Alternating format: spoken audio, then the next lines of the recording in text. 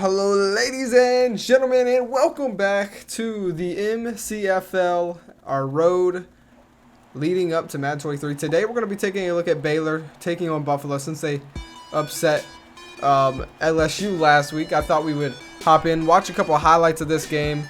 We are officially on the Madden, or not Madden, but just the subscriber league format where we're going to be watching multiple games. Most of the part for each episode. Sometimes we will just watch one game. But there's a guy right there we want to talk about, Kyler Gordon, who really needs to step up big today. He was kind of quiet last week. Not going to be able to catch that one. You know, you got to get your feet in, man. At least one. Couldn't even do that. So later, 3rd and 14, Mike Young going to show the arm. MY3, well, it's not his fault. Another wide receiver. His number 1 there is going to drop it as well. So they would settle with just 3 points on the opening day, though they'd be right back in scoring position. This time, Kyler's going to make up for it. Same spot on the field. This time he's going to drag both feet in, set up a 1st and goal. Then out of the shotgun, it's going to be a handoff, 1st down, no touchdown. Spencer Beverly, touchdown Baylor. They go up by 10. Later, around the 50-yard line, they have the ball once again. Guess who it is? Kyler Gordon. This kid is heating up now. 5 receptions, 52 yards just in the first half. This time on the keeper, Mike Young III, who's going to find space, bulldoze his way across the 20. Said that he can play running back if he needs to for his team. 3rd 13. Has all time. You got to get rid of it. Pressure gets there finally for Buffalo, who got blown out last week, 52-7 against not Alabama. I forget who it was. Georgia or some big school. Later in the game, though, 13-6 after the huge drive, huge pass, I think it was, by Buffalo, finally getting on board. They missed the extra point. Baylor would then have the ball back. Mike Young, nowhere to go for it, though, and he's actually going to go down for the sack behind the line of scrimmage, and they would settle for the field goal to make it 16-6 going into halftime. And going into the 4th, 26-13.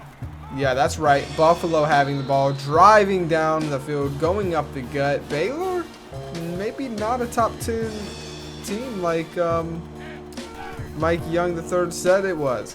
He's got something to say about that as he finds his wide receiver over the top, fighting in inside the 5. I just think Buffalo is a smaller school, though, and you're ranked 24, but you're kind of barely winning this game right now. 4 minutes left, 26-20. If you're going to make a statement that you're a top 10 team, you got to be blowing teams out like this, but you're not. So that's where my doubt kind of steps in as Mike Young goes down awkwardly, and oh no. He is grabbing at the leg, either the knee or it's some part of the leg. He's going to check out of this game for the rest of the game. They would settle for a field goal to make it 20. So I forget what it was, 27 or something like that. But they would end up winning the game. No more points. Defense would hold out. They would secure a win, but Mike Young never checked back into the game, and that's what's kind of got us worried. So they would end up pulling this one together, 32-20 in dominant fashion. So they still kind of struggled though against Buffalo, but Mike Young threw this ball 45 times for 394 yards.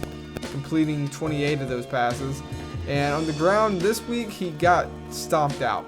It was more Kyler Gordon that stole the show, in my opinion. 13 receptions, 195 yards.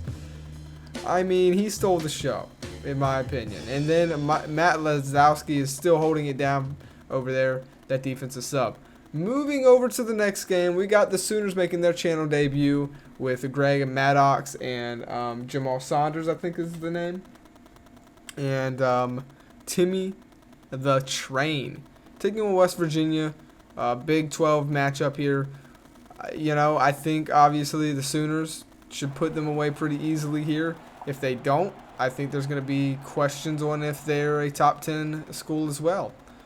So going down the first opening drive, West Virginia looking like they are moving on all cylinders. They'd be set up 2nd and goal on the goal line. And it would take one run by Brock Daly to get in to score the first points on the day. 7-0. Later in the game, Greg Maddox, drop pass by T. Then has to throw it away. Then throws an incomplete pass. And so he's 0 for 3, 0 for 4. Later, Oklahoma, once again, not Oklahoma, excuse me, West Virginia, driving down the field. Again, set up a 2nd and goal on the goal line. This time, they're going to pass it. A quick slant into the back of the end zone. Touchdown, Tyron Patton. And West Virginia now up by 14. So later in the first quarter, trying to get out of hand, Greg Maddox, 2 more incomplete passes. I think he's 0 for 5, 0 for 6, something like that. Not the start that Greg Maddox was talking about in his interviews before this week, as he hands it off to the running back there, as it's Derek Neely for 3. Later in the drive, 1st and 10, trying not to let this one get out of hand. Oklahoma trying to score, and the ground game is now moving, so that's good news for them. It would set up a 2nd and 4. Later, up the gut, fighting his way into the 5. They basically went to the ground game straight up. They're not really even trying to pass it with Greg Maddox anymore. And don't blame him in a way, because he's yet to complete a pass, I think, up to this point. See what they do here on 1st and goal. Pistol formation. It's going to be another handoff. This time, he's going to get leveled. Derek Neely, only 1 yard pickup there. And they would hurry up to the line. 2nd and goal. You're down by 14. You want to finish with a touchdown.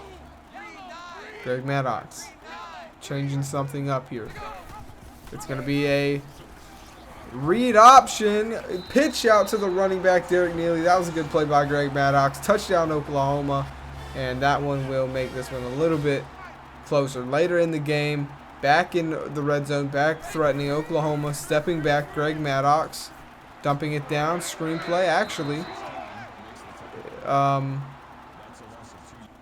Derek Neely there. Or that might have been, yeah, that was Greg Maddox. Or I feel like that wasn't Greg Maddox. I don't know. So maybe, I'm not sure if that was Greg Maddox. I feel like I don't know, maybe I'm tripping. But either way, 2nd and 10. Okay, no, that's definitely a different number. That's not Greg Maddox. That's Michael Hicks, which means I think Greg Maddox he's been subbed out. I think he's been benched. And there's still plenty of time in the second. So I don't know why. I was saying that it was going into halftime, but it's not. It's still 2nd quarter with plenty of time. But Oklahoma's backed up back of their end zone, and that's 2 sacks back-to-back for this defense. It's Jesse Young with his 2nd sack. Later right before halftime, this time for real, 17-10. Virginia's going to actually settle for the field goal here. Just going to take the points, but no, it doesn't go in. They miss it off the bar and out, so it stays 17-10. And for Georgia, they're holding on. Is that the end of the game? No, 3rd quarter, 10 minutes, some change. They're trying to hold on to their game. Later, though, I can't believe this. Greg Maddox has been benched, and now Hicks is driving down the field with Oklahoma. I can't wait to hear what Greg Maddox has to say. I mean, you got to explain yourself, man. Not a good debut for your channel. We'll take a look at your stats at the end of this game and see why you got benched, and then maybe you can explain yourself. But right now, let's see if your team can pull out the win, as they're actually down here. And I feel like this could really hurt their chances for playoffs if they lose a game like this. 3rd and 6. Oklahoma is going to get the sack. Nick Coles goes down. He's had a pretty phenomenal day so far. We haven't seen too much of Timmy Train. But it is 4th and 4. Later in the game, they would drive back down the field. This time, he's not going to miss the easy one. He missed an easy one earlier, but not this time. So that would set it up 20-13. Well, Michael Hicks going to find Mark Benton to set up a 3rd and inches. Hicks, not knowing that he was going to be the starter, now 9 out of 14 for 89 yards, more than Greg Maddox already. On 3rd and inches, he's going to keep it himself. Hicks goes across the 5 and ripped down out of bounds. Michael Hicks. So far, he's looking like he's the better quarterback compared to Greg Maddox. You have to earn your starts in this league, man. I'm not just going to hand them to you because you're a sub. Hicks right now is outplaying Greg. We'll see what happens, though. Run up the gut, and he gets through. It's Derek Neely looking to tie this one up. Virginia letting this one slip out of their fingers. Almost with the upset, and now it's tied, though. So 20-20. Oklahoma has the ball. Drives down the field. Scores a touchdown under Hicks. It's a 67-yard touchdown to Leach from Michael Hicks. That'll earn you a freaking starting spot. Throwing a 67-yard touchdown pass to win yourself the game. How about that? Michael Hicks steals the show from Greg Maddox. Man, I can't wait to hear what Greg has to say in the comments. Just kind of disappointing, honestly, man. I was so hyped to see what he would do, and he ends up getting benched before halftime. And Michael Hicks is the guy we're talking about, as he leads Oklahoma 27-20. So taking a look, did he get benched? Was it reasonable? Well, yeah. Greg Maddox, 2 out of 11 for 3 yards. Man, Greg, you got what happened, man? Timmy Train, he actually had the most tackles on his team. That's gonna do it, guys. Week 2 isn't done though. We still got a Metro Primetime matchup for Week 2 when LSU takes on Clemson. That's in the next episode. I hope you guys are ready, because I know I am.